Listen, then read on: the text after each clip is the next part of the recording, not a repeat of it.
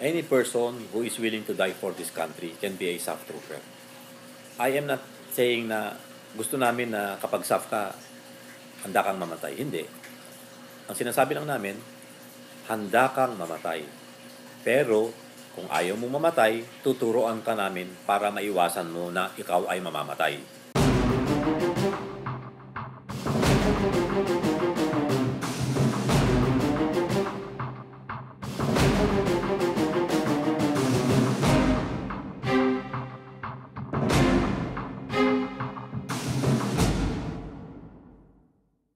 And so, once na inaccept niya yun, yung faith niya na handa nga siyang magpakamatay para sa inang bayan, it will follow. Everything will follow. He will accept the training. He will accept the hardships in deployment. He will accept the long days na absent siya sa family niya, malayo siya sa mga loved ones niya. Everything. Walang mga the comforts in life na normally na gusto natin o nakasanayan natin ay talagang mawawala yan.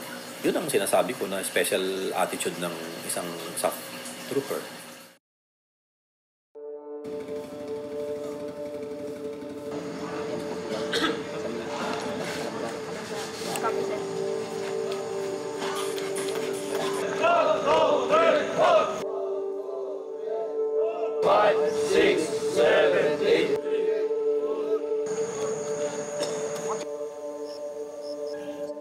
Alas 3 pa lang ng madaling araw, naghahanda na si PO1 Warlito Nautan para sa isa na namang mahabang araw. Mula sa Butuan, ngayon si PO1 Nautan ay kabilang na sa 119 na miyembro ng Class 71 na nagsasanay para maging isang ganap na Special Action Force Commando. Unang aktibidad nila ngayong araw ang 12-kilometer body run. Dala-dala ang rucksack na may bigat na 18 kilo, tatakbo ang mag-buddies ng Class 71 sa labas ng SAF School sa Fort Santo Domingo, Santa Rosa, Laguna. Dito, titingnan ang kakayahan ng mga estudyante na lumakad at tumakbo, dala-dala lahat ng gamit, pagkain at baril na kakailanganin nila kapag sila ay nasa kani-kanilang deployment areas na. Bago sila sumabak sa pagtakbo, tinitingnan muna ang kanilang blood pressure para sigurado na sila ay nasa kondisyon para sa pagsasanay. Ito ay isang graded na activity. Makakakuha sila ng puntos kung sabay na makakarating sa finish line ang mag-buddies sa itinakdang time limit na 1 oras at 36 na minuto. Iba't ibang uri ng daan ang tinatakbuhan ng mga commando trainees. May makipot, may malubak, may patag at may paahon. May nakaabang parati na ambulansya dahil ang ilan sa kanila nahihilo o nahihimatay lalo na kung unang beses silang sumasailalim sa ganitong pagsasanay. Pero sa Class 71, lahat ay nakaabot sa finish line sa tamang oras. Sinasabitan ng dilaw na tali ang lahat ng nakapasa sa Body Run Challenge. Ang iba nga lang paglagpas na sa finish line nakakaramdam ng pagod at panghihina. Kailangang maagapan dahil ito ay maaaring mauwi sa heat stroke.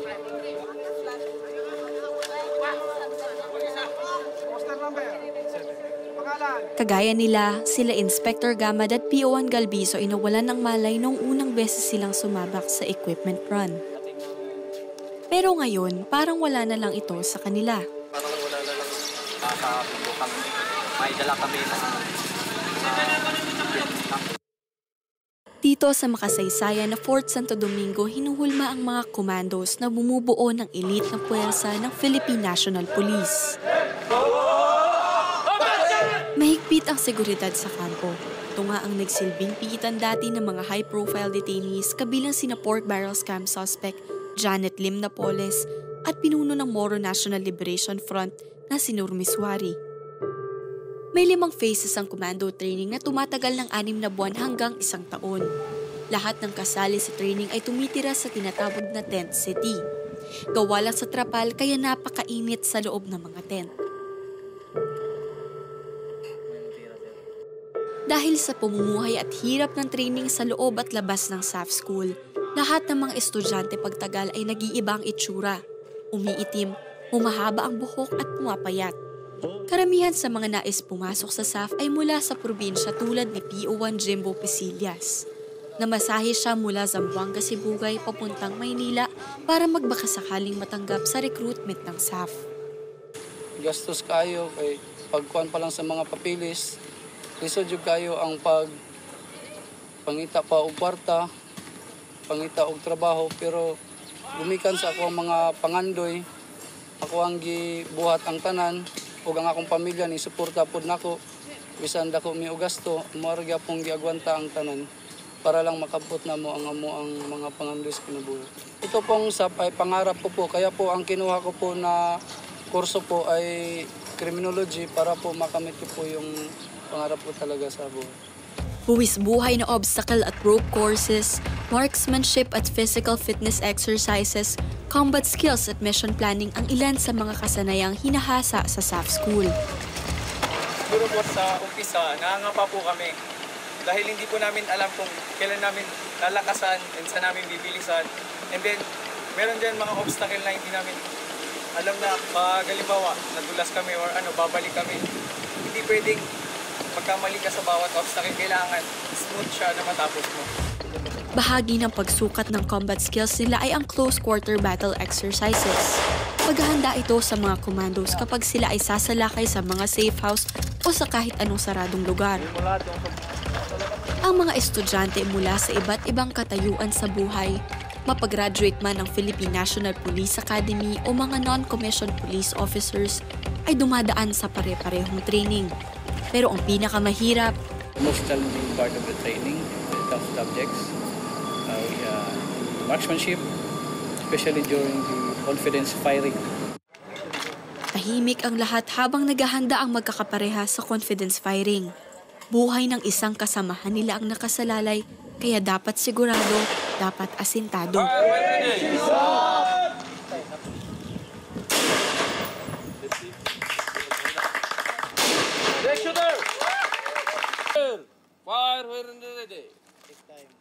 Hawak ko ang buhay ng kasama ko.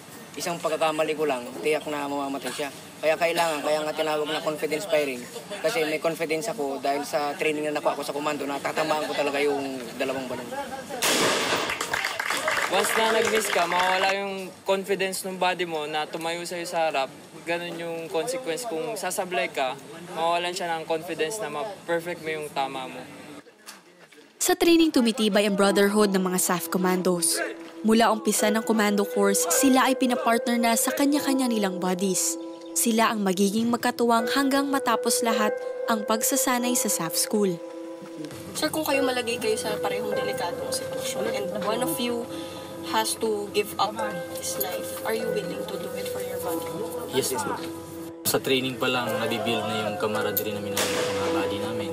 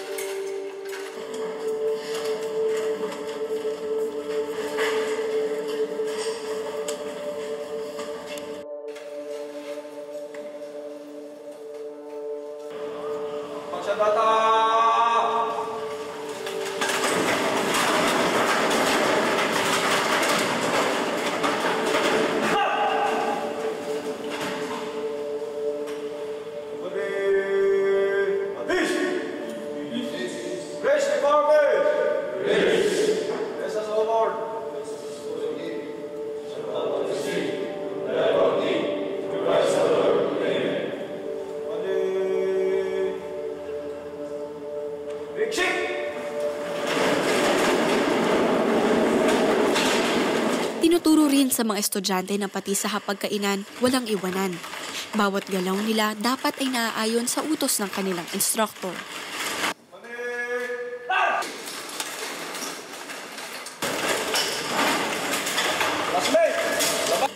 Hindi maaaring uminom agad ng tubig ang isang commando trainee kapag tapos na siyang kumain. Kailangan parating sabay-sabay ang lahat. 2, 3, 4, 5, 6, 7, 8, 9, 10, Ilang minuto lang ay tapos ng kumain ng mga trainees.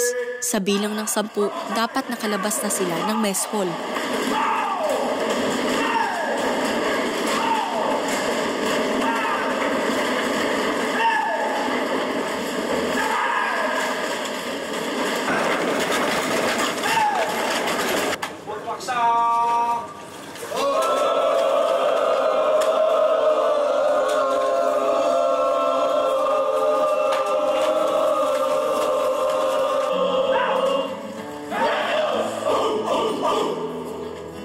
Isa rin sa pinakadelikadong pagdadaanan ng isang commando student ay ang last phase ng foundation course, ang test mission.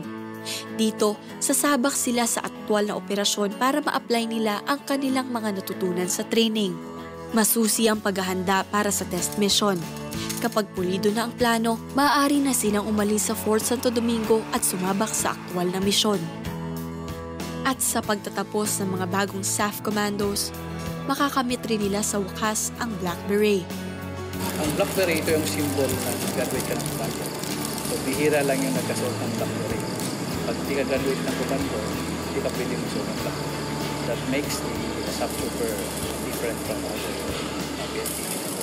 SAF trooper dapat ay isang highly disciplined, courageous, strong, intelligent, competent, honest, professional, and well-trained. I think the SAF is the most elite, the PNP, because of the training standard. And when it comes to operation, combat operation, the SAF troopers can be utilized anywhere, anytime, and under any condition.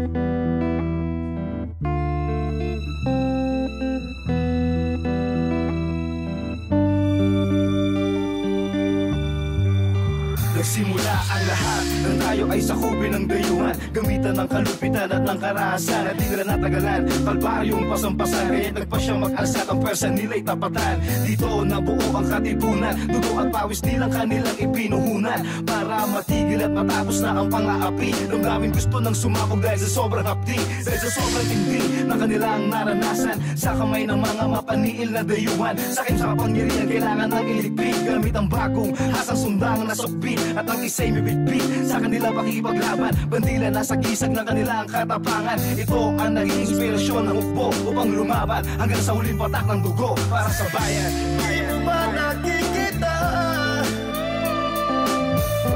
Buhay ay sinugal nila. Gusto ang inalay, nilamon ng lumbay, para lang makamit ang kalayaan bago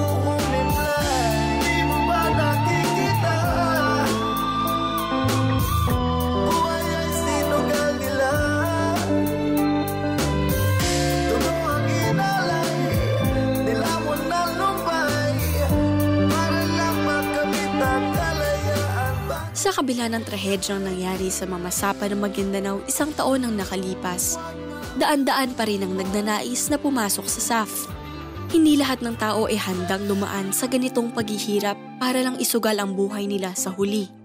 Pero kung hindi sila, sino ang magbubuwis ng buhay para sa bayan?